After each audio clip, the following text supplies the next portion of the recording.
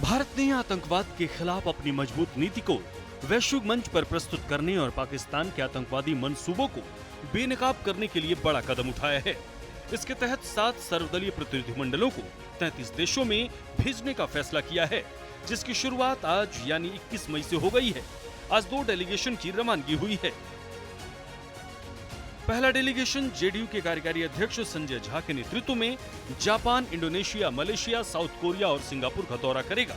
वहीं दूसरा डेलीगेशन शिवसेना नेता श्रीकांत शिंदे के नेतृत्व में सबसे पहले पहुंचेगा। इसके बाद कांगो, सियरा लियोन और लाइबेरिया जाएगा। इसी प्रकार सभी 7 डेलीगेशन 5 जून 2025 तक दुनिया भर का दौरा करेंगे और पाकिस्तान के आतंकवादी चेहरे को बेनकाब करेंगे।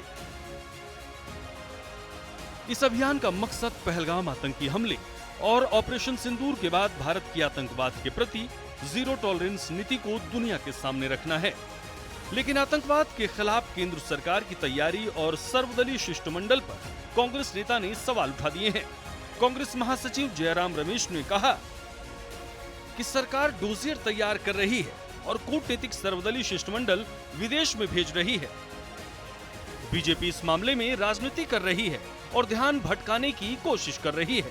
इसका जवाब शहजाद पूनावाला ने दिया। पहलगाम के आतंकवादी को पकड़ा नहीं गया है, आज भी वो लापता है, यहाँ वहां चल घूम रहे हैं। हमारे सांसद भी घूम रहे हैं और पहलगाम के आतंकवादी जो आतंकवादी सीधे तरीके से वो शामिल थे, पहलगाम के टेररिस्ट, वो कहाँ हैं? वो गिरफ्तार तो नहीं हुए, मारे तो नहीं गए हैं। तो उसकी जो सवाल उठाते हैं हम, जो सुरक्षा चूक हुई है, जो इंटेलिजेंस फेलियर हुआ है, जिन्होंने अधिकारियों ने खुद माना था पहले सर्वदलीय बैठक में, तो ये तो असली मुद्दे हैं, गंभीर मुद्दे हैं। और हम सांसदों को भेज रहे हैं दूसरे देशों में, और जिस तरीके से ऑपरेशन सिंदूर का राजनीतिकरण हो रहा है, पर ये रेल टिकट पर प्रधानमंत्री का चेहरा छप रहा है और ऑपरेशन सिंदूर को लेकर रैलियां निकाली जा रही हैं बीजेपी की ओर से, बीजेपी के सांसद, बीजेपी के मंत्री किस तरीके से आलोचना करते हैं लोगों की, और हम कहते हैं हम डेमोक्रेसी हैं। ऐसे सांसदों को डेलीगेशन में शामिल किया गया है जिन्होंने सुप्रीम कोर्ट का बदनाम किया, सांसदों का बदनाम किया, एक समुदाय को बदनाम किया। और अब जब डिप्लोमेटिक स्ट्राइक किया जा रहा है, पाकिस्तान को बेनकाब किया जा रहा है पूरी दुनिया के सामने, तब उसको भी अंडरमाइन करने के लिए जयराम रमेश डिस्ट्रैक्शन बोलते हैं। संजय राउत वो कहते हैं कि ये टूर एंड ट्रैवल है, ये बारात की तरह है। अगर ये डिस्ट्रैक्शन है तो जयराम रमेश जी, शशि थरूर आपके सांसद, मनीष तिवारी आपके सांसद, सलमान खुर्शीद आपके पूर्व मंत्री, आनंद शर्मा पूर्व मंत्री, ये सब डिस्ट्रैक्शन का हिस्सा है, टूर एंड ट्रैवल का हिस्सा है।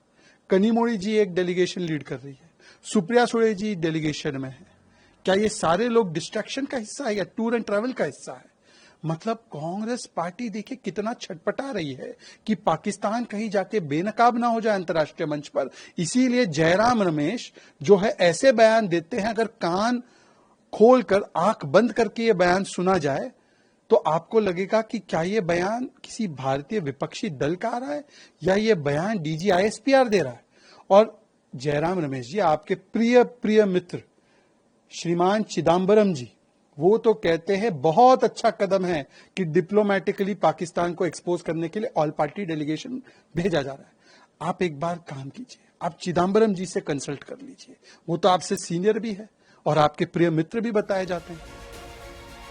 आपको बता दें कि एक तरफ Jairam Ramesh all party delegation पर सवाल उठा रहे हैं, तो दूसरी तरफ कांग्रेस पार्टी के ही नेता शशि थरूर लगातार ऑपरेशन सिंदूर से लेकर वैश्विक मंच पर पाकिस्तान की पोल खोलने के लिए मोदी सरकार की तारीफ कर रहे हैं।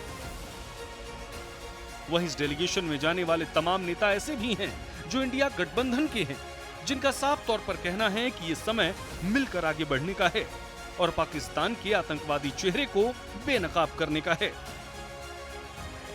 और पाकिस्तान अभी एक केवल 22 अप्रैल की बात नहीं थी, ये तो हमेशा पिछले 30 वर्षों में भारत में आतंकवाद फैलाता रहा। हम इसको आतंकिस्तान कहते हैं।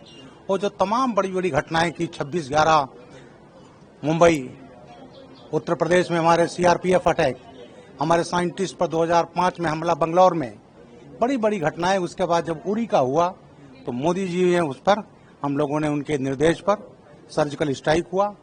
2019 किया इन्होंने पुलवामा, फिर हम लोगों ने एयर स्ट्राइक किया। हम लोग सर थे पाकिस्तान सुधर जाएगा, नहीं सुधरा।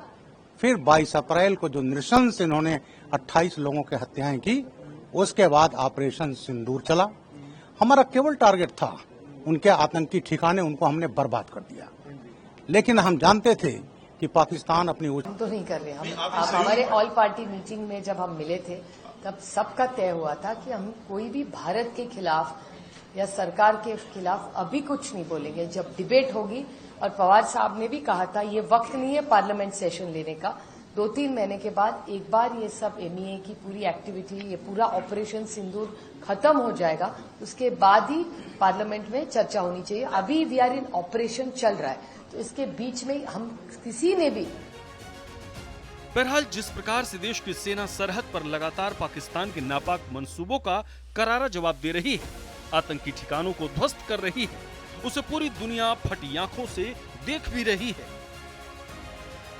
वहीं जब दूसरी तरफ कांग्रेस नेता राहुल गांधी हो या फिर जयराम रमेश या फिर पवन खेड़ा, इन लोगों के बयान पाकिस्तानी न्यूज चैनलों में सुर्खियां बटोर रही हैं। सवाल वही है, क्या राजनीति करने का ये सही वक्त है या फिर जरूरत है एकजुट होकर पूरी शक्ति और सामर्थ्य के साथ आतंकिस्तान को बेनकाब किया जाए।